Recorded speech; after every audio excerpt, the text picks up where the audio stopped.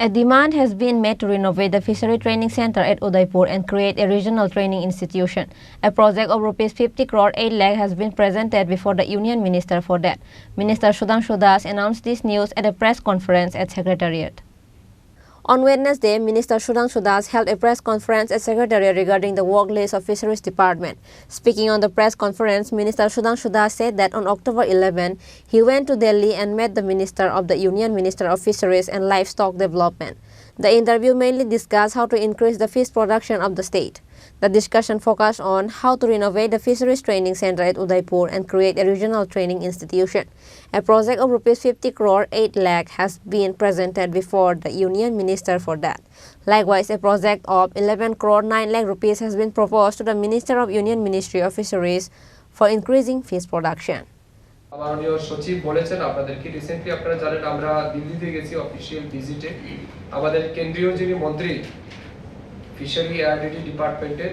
সম্মানিত পুরুষোত্তম রূপালাজি ওনার সাথে আমরা দেখা করেছি এই মাসেরই 12 তারিখ সকালবেলা এবং দেখা করার পর আমাদের 11 তারিখ দুঃখিত 11 তারিখ আমরা দেখা করেছি ওনার সাথে এবং দেখা করার পর যে বিষয়গুলি আমরা আলোচনা রেখেছি ওনার কাছে সেটা হচ্ছে আমাদের উদয়পুরে আপনারা জানেন একটা ফিশারি ট্রেনিং সেন্টার আছে সেটাকে আপগ্রেডেশন করে যেন রিজিওনাল ট্রেনিং ইনস্টিটিউশন তৈরি করা যায় অর্থাৎ পুরো নর্থ ইস্টের জন্য একটা ট্রেনিং ইনস্টিটিউশন খোলা যায় তার জন্য 50 কোটি 8 লক্ষ টাকার আমরা প্রজেক্ট ওনার সামনে রেখেছি উনি সেটাকে লক্ষ্য করে দেখেছেন তার বাইরে রাজ্যের বিভিন্ন জায়গাতে মাছের চাষের মাধ্যমে মাছের প্রোডাকশন বৃদ্ধি করার জন্য বিভিন্ন জায়গাতে আমাদের ফিশ কালচার টেকনিক্যাল সাপোর্টের জন্য আমরা আরেকটা 11 কোটি 90 লক্ষ টাকার প্রজেক্ট সাবমিট করেছি 3 নম্বরে আমরা রাজ্যের বিভিন্ন জায়গাতে যেগুলি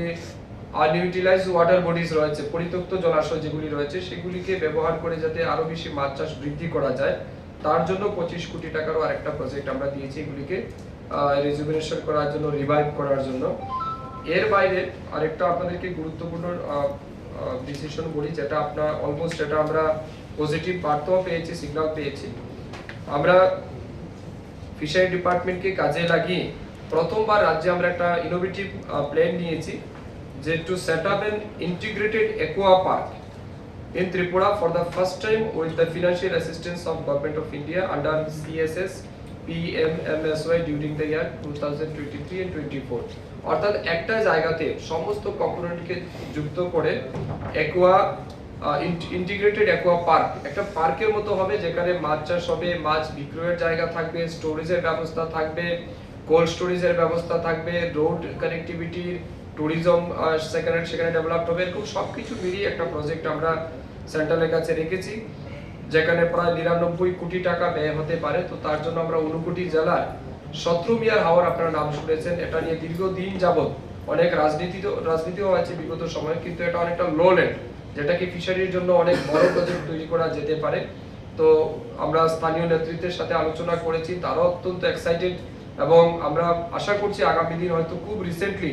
এই ইন্টিগ্রেটেড অ্যাকোয়া পার্ক এটা হয়তো আমরা সেকশন পেয়ে যাব এবং সেখানে আমরা ঊনকোটি জেলাতে একটা বড় মানে ধরনের একটা মাছের আমরা চাষ সাথে মাছের উৎপাদন বৃদ্ধির একটা কেন্দ্র আমরা তৈরি করতে যাচ্ছি সেটাও আমরা সেখানে রেখেছি তো এটা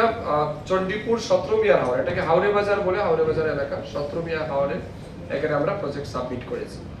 Minister Sudhanshu Das further added that an important decision has been taken by the state government to give relief to the common people on Vijayadashmi so that people can eat fish on Dashami at low cost. Fish sale counters will be opened at 25 places in the state. Reported by Amit from Agartala, Chini Khorang.